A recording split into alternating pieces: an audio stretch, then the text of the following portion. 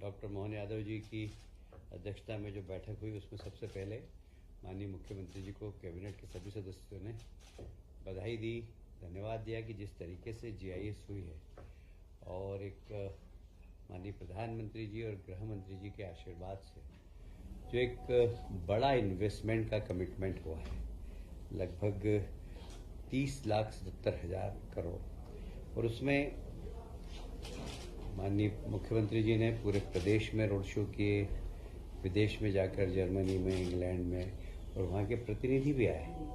तो ये जो सरकार की जो मेहनत है उसका परिणाम है कि जीआईएस में बहुत बड़ा इन्वेस्टमेंट आया है। उद्योग विभाग ने लगभग 12 करोड़ 2 लाख का है, नवीनीकरण में 5 करोड़ 72 लाख का है, खनन एवं खनिज में 3 करोड़ 22 लाख, सॉरी मैं गलत बोल के 3 लाख। उद्योग विभाग के हैं 12.2 करोड़ का, नवीनीकरण में 5.72 लाख करोड़, खनन और खनिज विभाग में 3.22 लाख करोड़, शहरी विकास में 1.97 लाख करोड़ और ऊर्जा विभाग में 1.74 लाख करोड़। इस प्रकार कुल प्रस्ताव पास हुए थे और ये धरातल पर उतरे हैं। इसके लिए माननीय मुख्यमंत्री जी ने निर्देश दिए हैं कि सारे प्रमुख सचिव हर सप्ताह में अपने अपने विभाग की समीक्षा करें और माननीय मुख्य सचिव 7 दिन में और माननीय मुख्यमंत्री जी मुख्य सचिव 1 दिन में महीने भर में और माननीय मुख्यमंत्री जी 2 माह में इसकी समीक्षा करेंगे।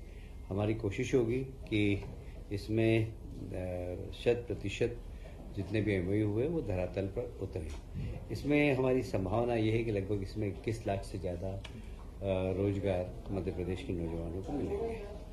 एक बहुत ही महत्वपूर्ण निर्णय आप जानते हैं कि भारतीय जनता पार्टी ने अपने संकल्प पत्र में घोषणा की थी कि हम किसानों को 2700 रुपये प्रति क्विंटल एमएसपी पर गेहूं खरीदेंगे।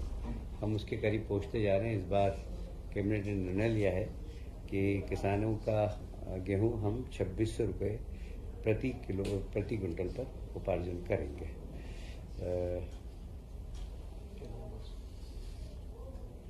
उपार्जन कार्य 15 मार्च से प्रारंभ हो जाएगा। उसी प्रकार धान उपार्जन, हमारे यहाँ धान 3-4 जिलों में बहुत अच्छी होती है, तो उनको भी 4,000 प्रति माह प्रोत्साहन राशि प्रति हेक्टेयर जी प्रति हेक्टर दी जाएगी। एक 16वें वित्त आयोग के प्रतिनिधि प्रदेश में आ रहे हैं। आज ही 1-2 प्रतिनिधि आ गए हैं। 6 मार्च को 10 बजे कुशाभाऊ ठाकरे कन्वेंशन सेंटर में 16वें वित्त आयोग के साथ सरकार का प्रस्तुतिकरण भी होगा। उसमें माननीय सभी मंत्रीगण उपस्थित रहेंगे। कल यानी कि 5 मार्च को वित्त आयोग के प्रतिनिधि माननीय मुख्यमंत्री जी के निवास पर डिनर करेंगे। एक बहुत महत्वपूर्ण कार्यक्रम और माननीय मुख्यमंत्री जी का बहुत ही प्रिय कार्यक्रम है जय गंगा जल संवर्धन अभियान। पिछले वर्ष भी इसमें काफ़ी सफलता मिली थी। इस बार भी 30 मार्च से 30 जून तक आयोजित होगा। संपूर्ण प्रदेश में जितनी भी हमारी वाटर बॉडीज़ है, जल संरचना है, उनका संवर्धन करना और पानी को में जितनी भी वाटर बॉडीज़ है उनको संभालना इसका मुख्य उद्देश्य है। और इसी के साथ साथ वाटर रिचार्जिंग के लिए भी हम लोगों को प्रोत्साहित करेंगे। अभियान कब से? 30 मार्च से 30 जून। 30 मार्च से 30 जून ये अभियान चलेगा। विक्रम उत्सव अभी प्रारंभ हो गया है उज्जैन में। 26 फरवरी से 30 मार्च का आयोजन होगा। इसमें 30 मार्च को गुड़ी पड़वा भी है और गुड़ी पड़वा आप जानते हैं कि भारतीय कैलेंडर का प्रथम दिन है और मध्य प्रदेश की सरकार उसे मनाती है। और जनता से भी आग्रह है कि इस गुड़ी पड़वा के पर्व को धूमधाम से मनाएं, जिससे हमारे आने वाली पीढ़ी को ये पता हो कि भारतीय कैलेंडर वर्ष गुड़ी पड़वा से प्रारंभ होता है।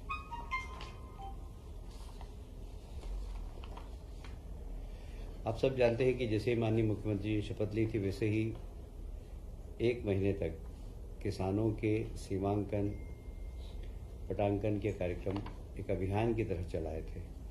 अब इसको पूरे को डिजिटलाइजेशन कर रहे हैं और इसीलिए आज इस प्रस्ताव को मंजूरी दी है डिजिटलाइजेशन को। इसमें 138.41 करोड़ रुपए का प्रावधान है। हम इसमें खुली निविदा आमंत्रित करेंगे और पूरे प्रदेश में जितनी भी किसानों की ज़मीन है या कोई सी भी ज़मीन है उसका डाटा कलेक्शन कर लेंगे। हमने जिले बनाए हैं, छिंदवाड़ा से हटाकर पांडुर्ना। अब पांडुर्ना में वन विभाग का एक नया मंडल प्रारंभ कर रहे हैं, इसकी भी आज कैबिनेट ने स्वीकृति प्रदान की है।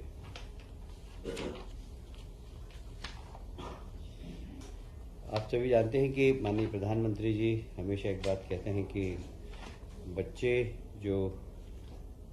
उनका जो बच्चा होता है आंगनवाड़ी का, उसकी जो बचपन के दिन होते हैं 1000 और वो आंगनवाड़ी में पढ़ता है। वहाँ पर ही अगर उसको संस्कार दे दिए जाएँ, अच्छी खिलाई पिलाई कर दी जाए, तो वह एक अपने जीवन में अच्छा बनता है। तो आज एक निर्णय लिया गया है कि आंगनवाड़ी की जितने भी कार्यकर्ता हैं उन कार्यकर्ताओं को प्रशिक्षण देने का, और उस प्रशिक्षण के माध्यम से वे बच्चे जो छोटे हैं उन्हें सामान्य ज्ञान देना, शिक्षा के प्रति उनकी रुचि पैदा करना। तो इन सब के लिए आंगनवाड़ी कार्यकर्ताओं को एक प्रशिक्षण देकर उनका एक दृष्टिकोण बनाएंगे कि इन बच्चों का किस प्रकार विकास करना चाहिए। क्योंकि आंगनवाड़ी कार्यकर्ता उसको एक सरकारी नौकरी की तरह नहीं करे, इस प्रकार करे कि हमारे बच्चे हैं और हमें इन्हें संस्कार देना और हमें शिक्षा के प्रति आकर्षित भी करना है। तो वहाँ पर बच्चों के जो छोटे छोटे खेल होते हैं वो भी, और यह केंद्र प्रवर्तित आंगनवाड़ी पोषण 2.0 योजना के अंतर्गत पोषण भी और पढ़ाई भी, इसके अंतर्गत इस कार्यक्रम को लिया गया है। इसमें परियोजना विकास अधिकारी और T3 जो कार्यकर्ता है उन सबको मास्टर टीचर बनाना, ये इसका उद्देश्य हो गया जी। TNCP का एक एक्ट था, क्या वो विधानसभा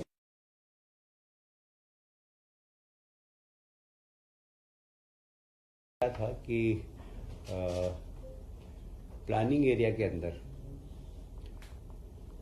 IDA और नगर या प्लानिंग एरिया के बाहर साडा, ये दोनों को ही अधिकार थे कि वे वहाँ पर निवेश कर सकें। पर अब कोई भी शासकीय विभाग प्लानिंग एरिया के बाहर भी निवेश कर सकेगा और प्लानिंग बनाकर और राज्य सरकार के पास लाएगा, शासन उन्हें अनुमति प्रदान करेगी। तो अब जैसे विकास प्राधिकरण या साडा ही नहीं, चाहे RDC चाहेगा तो हम उसको भी अधिकार देंगे। औद्योगिक डेवलपमेंट, इंडस्ट्रियल डेवलपमेंट क्या है वो